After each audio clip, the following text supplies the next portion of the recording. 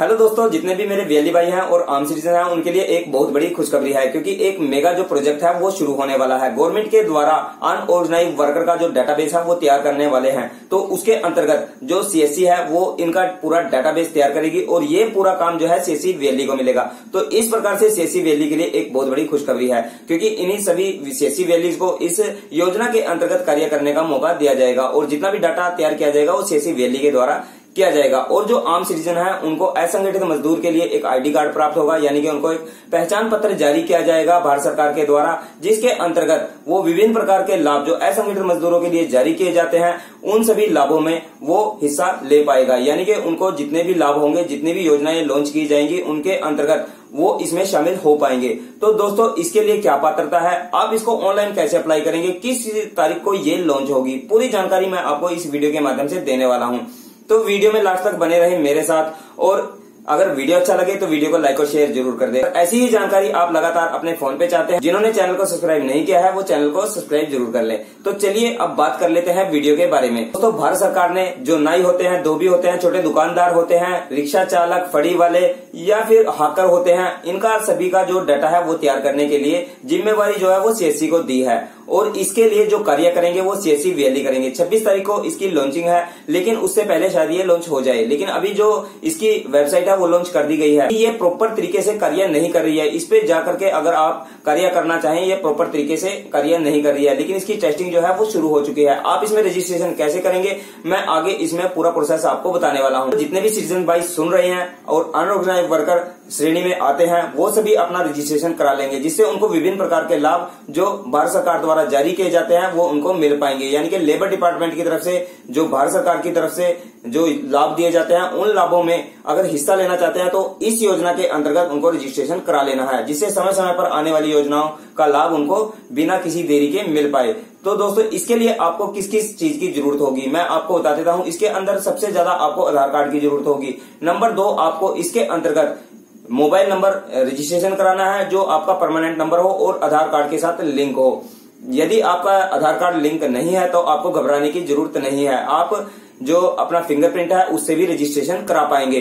तो दोस्तों, आगे मैं आपको रजिस्ट्रेशन का प्रोसेस बता देता हूं। इसके अंतर्गत आपको और भी डॉक्यूमेंट्स की जरूरत पड़ेगी, लेकिन वो कंपलसरी नहीं है, उसके बगैर भी आप रजिस्ट्रेशन करा पाएंगे। तो मैं फिर भी आपको बता देता हूं किस डॉक्यूमेंट की आपको जरूरत पड़ेगी। तो आपके इनकम सर्टिफिकेट की सबसे ज्यादा जरूरत पड़ेगी। उसके बाद अगर आप इनकम टैक्स पेई हैं, आप इसमें रजिस्ट्रेशन नहीं करा पाएंगे, क्योंकि इनकम टैक्स पेई इस योजना के अंतर्गत नहीं आता है। बाकी मैं आपको पूरी श्रेणी भी बता दूंगा, इसमें से मेन कौन से कामगार जो इस श्रेणी में आते हैं। उसके बाद मैं आपको बता देता हूं इसके अंतर्गत आपकी क्वालिफिकेशन और 2-3 डॉक्यूमेंट लगेंगे। मैं आपको आगे जाके पूरी जानकारी देने वाला हूं। तो चलिए चलते हैं कंप्यूटर की स्क्रीन पे और देख लेते हैं आपको कैसे रजिस्ट्रेशन करना है स्टेप बाय स्टेप, और साथ ही साथ आपको किस किस डॉक्यूमेंट की जरूरत पड़ेगी। पूरा वीडियो देखने के बाद आप समझ पाएंगे कैसे आपको रजिस्ट्रेशन करना है। तो चलिए चलते हैं कंप्यूटर की स्क्रीन पे। तो दोस्तों, आप यहाँ पे देख सकते हैं, जैसा कि मैंने आपको बताया है, national database of unorganised workers NDUW through CSC। तो CSC के द्वारा ऐसे लोगों का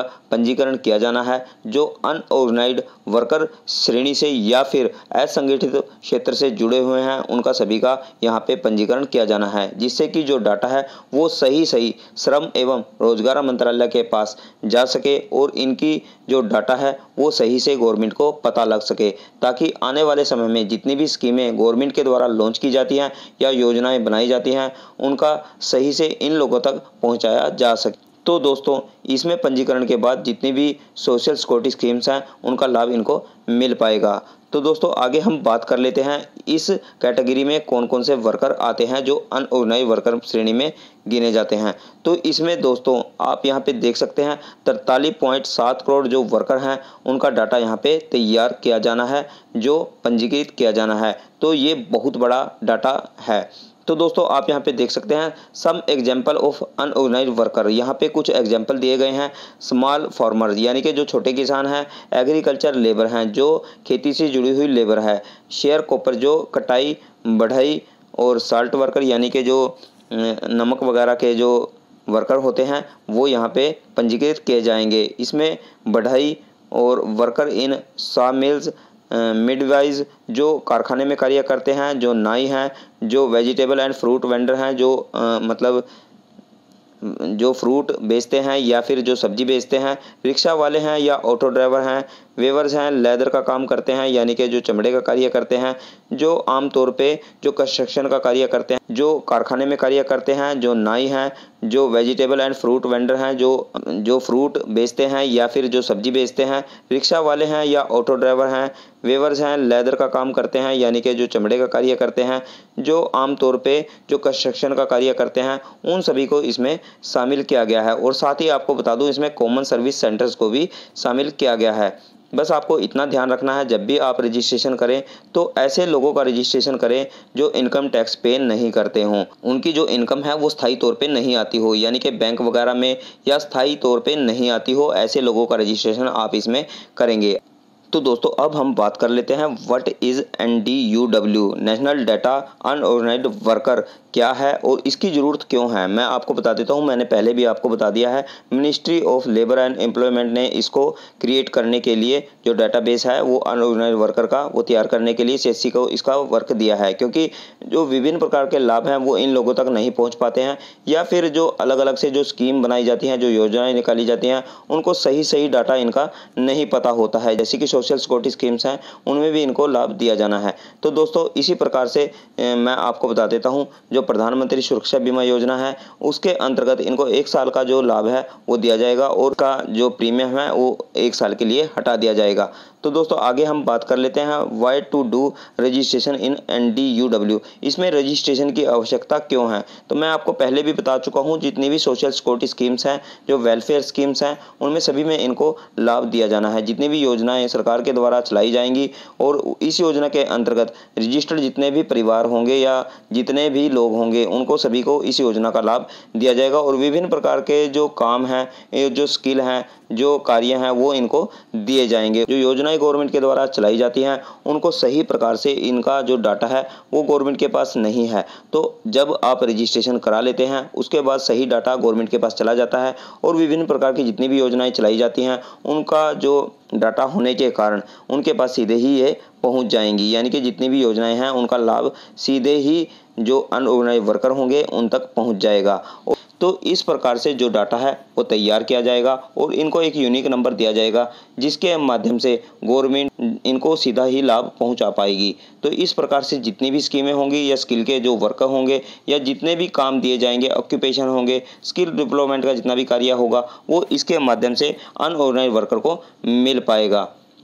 तो इसमें दोस्तों जो माइग्रेट वर्कर हैं, जो बाहर से आए हुए प्रवासी मजदूर हैं, उनको भी इसका लाभ मिल पाएगा। तो आगे हम बात कर लेते हैं इसमें एलिजिबिलिटी, इसमें कौन कौन रजिस्ट्रेशन करा सकता है मैं आपको बता देता हूं। Age should be from 16 to 59 years, यानी कि उनकी जो एज है वो 16 से 59 साल के बीच में होनी चाहिए। Should not be an income tax पे, यानी कि इनकम टैक्स पे नहीं होना चाहिए। Should not be member of EPFO and ESIC, यानी कि इनमें से किसी का भी वो मेंबर नहीं होना चाहिए।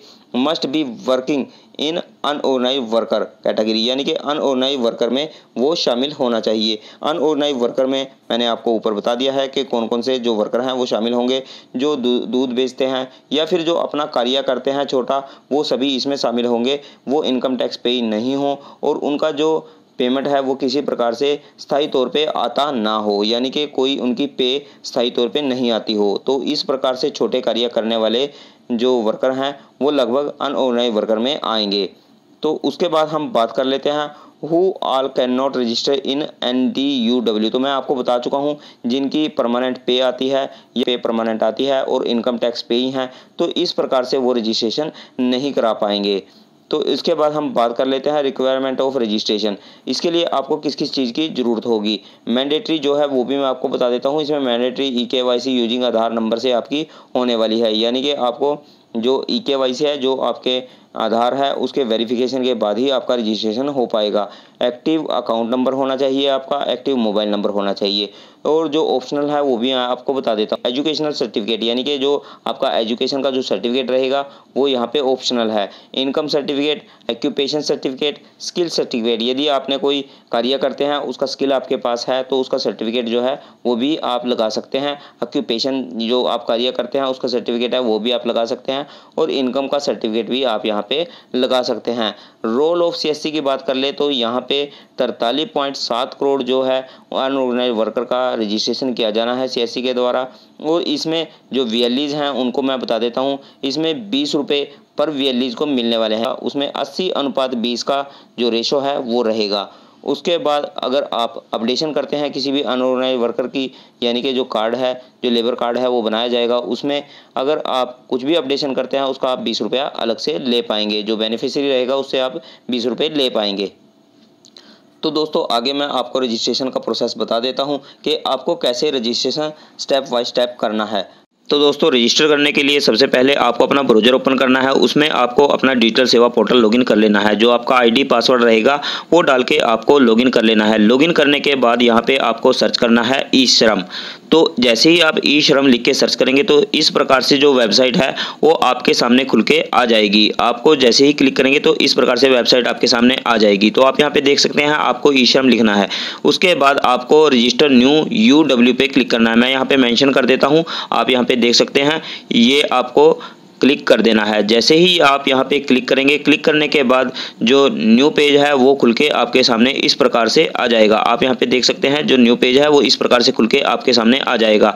यहाँ पे आपको जो आधार नंबर रहेगा आपका वो यहाँ पे डाल देना है। आधार नंबर डालने के बाद आप यहाँ पे 3 ऑप्शन नीचे दिखाई दे रहे होंगे, फिंगरप्रिंट, आइरिस और OTP। यहाँ पे आपको जो सही लगे, अगर कस्टमर का जो आधार है वो मोबाइल नंबर के साथ लिंक है तो OTP पे आपको क्लिक करना है। अदरवाइज आप दूसरे ऑप्शंस का यूज करके जो प्रोसेस है वो कंप्लीट करेंगे। तो उसके बाद आपको सबमिट पे क्लिक कर देना है। सबमिट पे क्लिक करने के बाद आपके सामने न्यू पेज खुल जाता है। यहाँ पे आपको country, response token number, time, आपका आधार नंबर, बैंक नेम और आधार स्टेटस यहाँ पे शो करता है। उसके बाद आपको यहाँ पे एग्री पे क्लिक कर देना है और एग्री पे क्लिक करने के बाद आपको आगे बढ़ जाना है।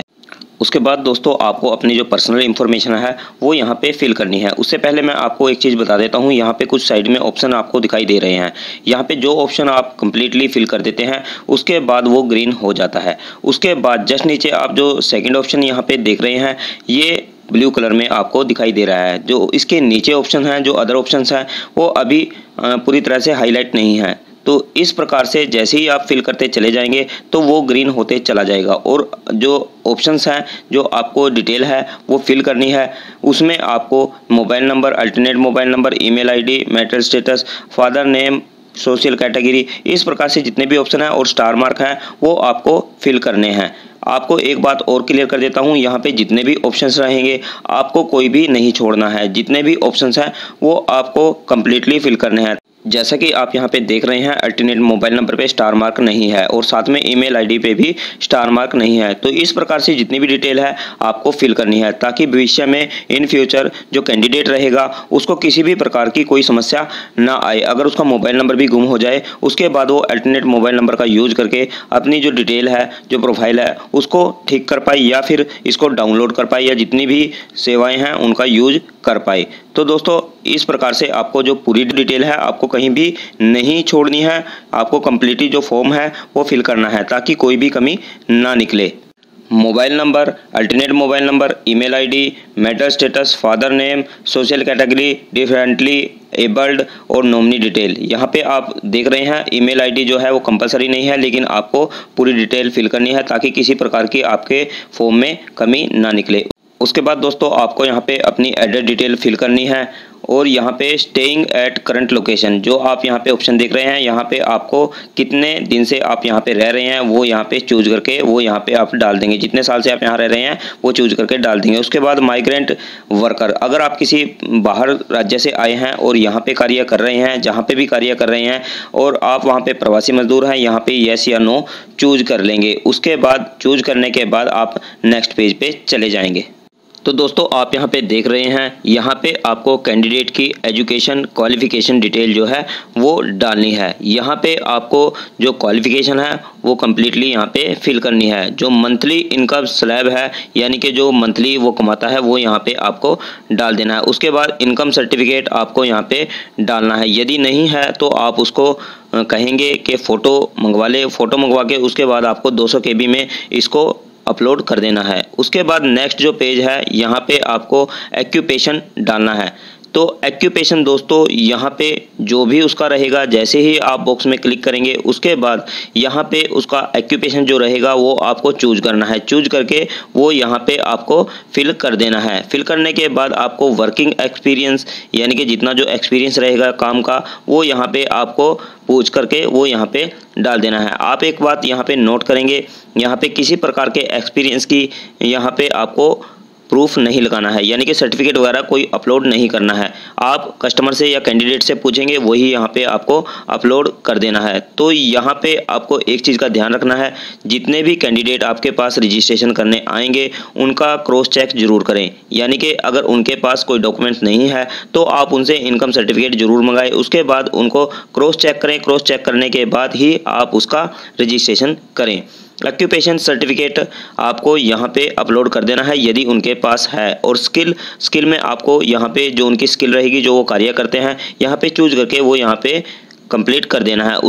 तो इसके बाद दोस्तों next option skill to be upgraded, यहाँ पे आपको select skill to be upgraded पे क्लिक करके यहाँ पे सिलेक्ट कर देना है। यहाँ पे आपको ऑक्यूपेशन सर्टिफिकेट इन पीडीएफ जो है यहाँ पे आपको चूज करके जो पीडीएफ फाइल है 200 KB में यहाँ पे आपको लगा देनी है। आपको ये ऑक्यूपेशन जो भी रहेगा, कुछ भी कार्य का आपके पास एक्सपीरियंस है तो वो यहाँ पे आप लगा सकते हैं। उसके बाद आपको जो स्किल टू बी अपग्रेड यानी कि जो विषय में जो कार्य है वो अपग्रेडेड है तो यहाँ पे आपको सिलेक्ट कर देना है। उसके बाद सेव एंड कंटिन्यू पे क्लिक कर देना है।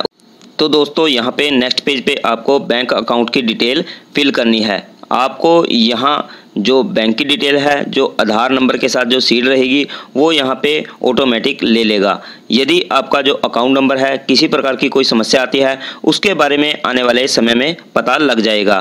तो दोस्तों अभी तक यही कहा जा रहा है कि जितनी भी अकाउंट डिटेल है वो यहाँ पे ऑटो फिल हो जाएगी, यानी कि जो आपका आधार के साथ जो सीड रहेगा जो बैंक अकाउंट, तो उसकी डिटेल यहाँ पे ऑटो फिल हो जाएगी। बैंक की पूरी डिटेल फिल होने के बाद आपको सेव एंड कंटिन्यू पे क्लिक कर देना है। सेव एंड कंटिन्यू पे क्लिक करने के बाद आपके सामने सेल्फ डिक्लेरेशन का जो फॉर्म है वो खुल के आ जाता है। आपको पूरी जो डिटेल है वो चेक कर लेनी है और जो नीचे आपको बॉक्स दिखाई दे रहा है आई एग्री पे क्लिक करना है और जो कैंडिडेट है उसको पूरी जो डिटेल है वो चेक करा देनी है, किसी प्रकार की कोई भी गलती इसमें ना हो। तो जब वो चेक कर ले अच्छी तरीके से कि कोई भी कमी नहीं है, उसके बाद आपको सबमिट पे क्लिक कर देना है। सबमिट पे क्लिक करने के बाद जो यूएएन कार्ड है वो बनके आपके सामने दिखाई देता है, तो आपको यहाँ से इसको डाउनलोड कर लेना है। डाउनलोड करने के बाद आप जो कैंडिडेट रहेगा उसको यह दे सकते हैं। तो दोस्तों ये था पूरा प्रोसेस। अगर मेरे द्वारा दी गई जानकारी आपको अच्छी लगी हो तो वीडियो को लाइक और शेयर जरूर कर दें। अगर ऐसी ही जानकारी लगातार आप अपने फ़ोन पे चाहते हैं, जिन्होंने चैनल सब्सक्राइब नहीं किया है वो चैनल को सब्सक्राइब जरूर कर लें। तो दोस्तों फिर मिलता हूँ एक नई वीडियो नई जानकारी में, तब तक के लिए जय हिंद, जय भारत, वंदे मातरम।